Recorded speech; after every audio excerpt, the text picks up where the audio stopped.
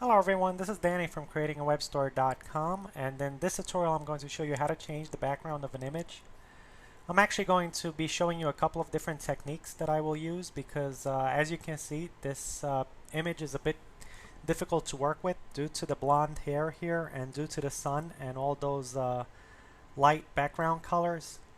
So what I'm going to do is I'm going to swap this background with this other background here.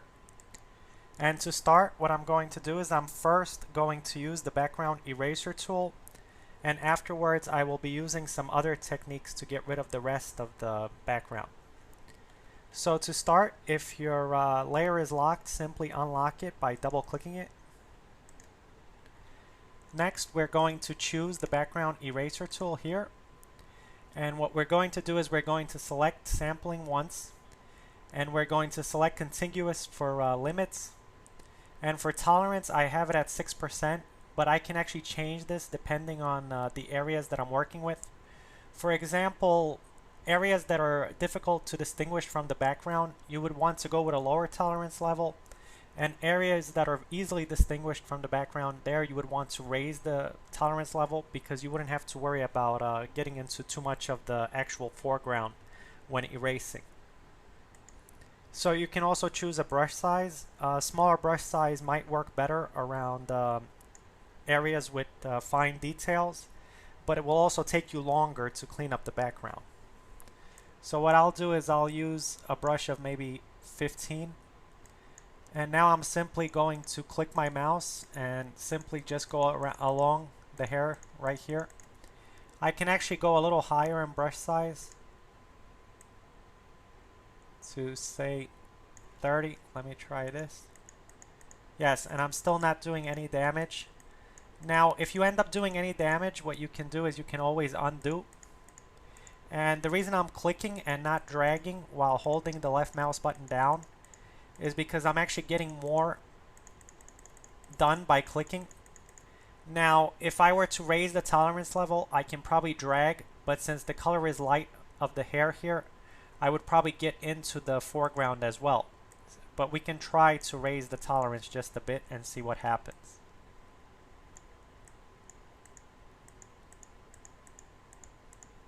As you can see, it's still working fine.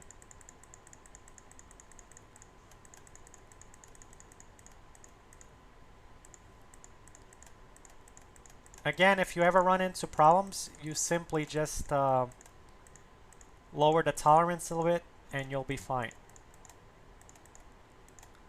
So I'm only going to be using the background eraser tool around the hair because I want to get as much of the fine details as possible.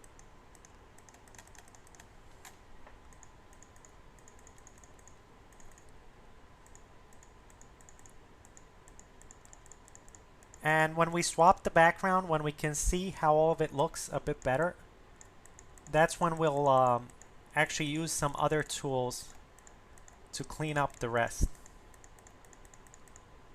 And I'll show you how to create that illusion effect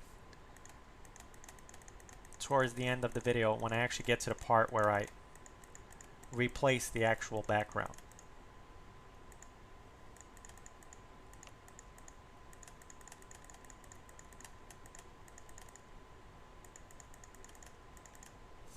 As you can see, I'm actually leaving quite a bit of space here because what I'll do is I'll actually just come in with the regular eraser tool and clean up the rest here. As you can see here, I went a little too deep, so I'm just going to undo. And now what I'll do is I'll lower the tolerance a bit.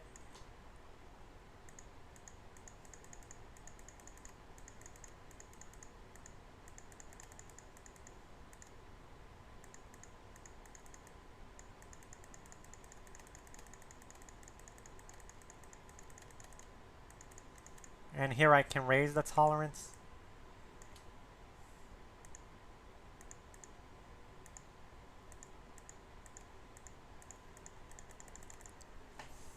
And now I'll simply start this other side here.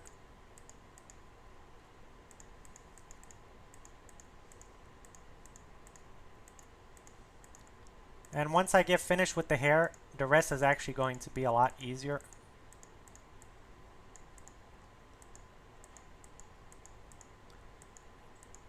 Now, the more time you spend, the better this will look.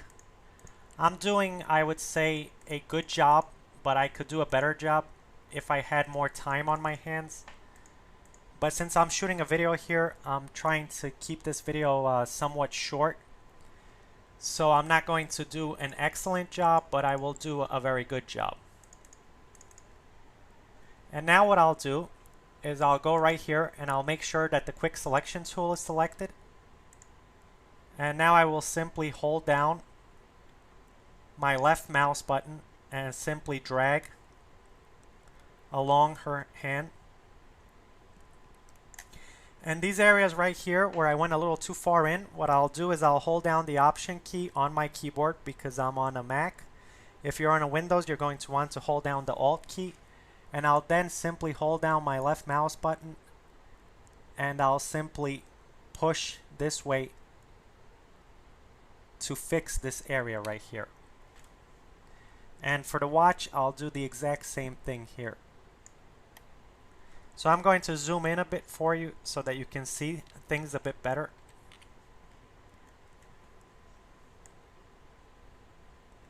And now I will simply drag, and here again I'm going to have to hold down the Option key on my keyboard and also push while holding the left mouse button.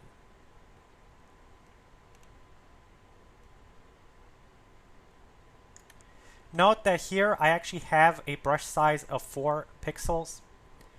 The smaller the brush size, the easier it is to pick up around fine details.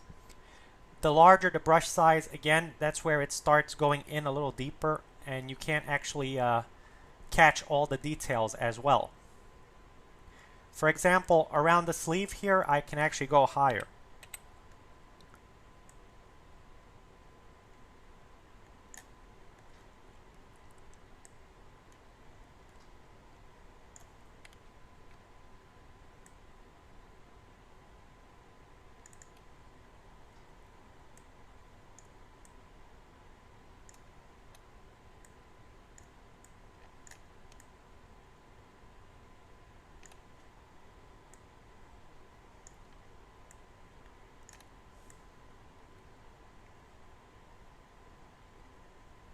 When you're holding the Alt key or the Option key on your keyboard, you're going to want to hold it down and drag, and then after you're finished taking away, you're going to want to release it and also release the mouse button as well. And when you do so, you'll see this circle that it will change from a minus to a plus sign. That's how you know whether you're adding or taking away from it. And now what I'll do is I'll simply clear this by simply going to Edit and Clear. Note that you can use shortcuts. I'm only doing this through the menus here so that you can see what I'm doing a bit better. And now what I'll do is I'll simply right click and left click on deselect, and now I'll use the regular eraser tool to clean up the rest over here.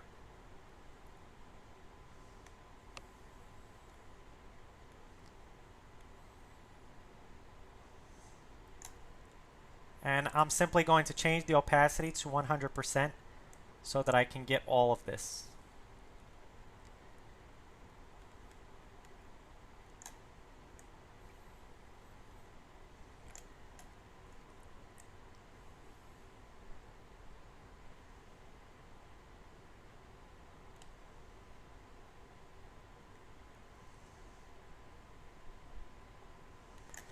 And now what I'll do is I'll simply choose a larger brush size so that I can clean this up a bit faster.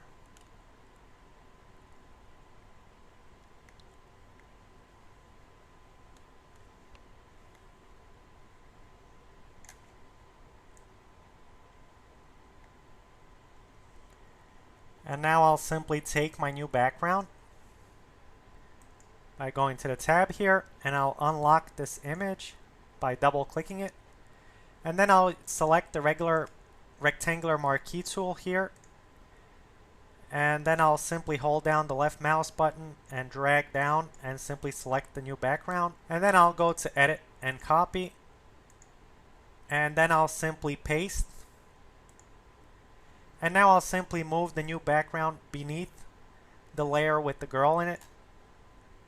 And now I'll simply position the new background with the select tool here to where I want it. And now after I'm finished, I'm actually going to clean up the rest here, and I'll show you a little technique that I'll use that will be a lot faster. But first, let me crop this because as you can see, I have some space here. And now I'll grab the eraser tool here, and now simply select the layer with the foreground in it. And now before I show you that other technique, I see some areas that I missed with the regular eraser tool. So I'm going to get in as close as possible here, like so. And now I'm going to lower the brush size of the regular eraser tool here. And what I'll do is I'll lower the opacity to say 30%. And now what I'll do is I'll simply drag along here, making a nice clean finish.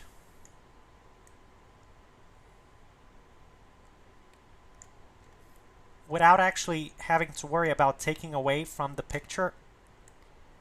Because of the opacity, you can still see much of the hair. So it creates an illusion that makes it look like it's 100% clean. But in reality, I'm actually erasing from the hair. But since the opacity is pretty low, I'm only erasing the parts that I don't want.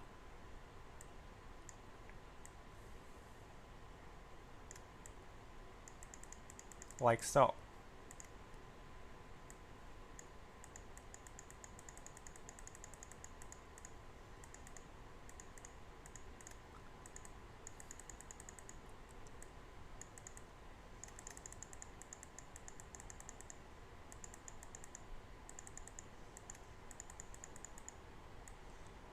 And now I'll just switch to my regular eraser tool here with 100% opacity.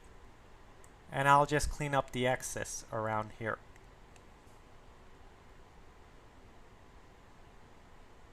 And as you can see, I now have a beautiful image that has been cleaned up quite nicely. So, thanks for watching. Stay tuned for more videos, and also be sure to check out creatingawebstore.com.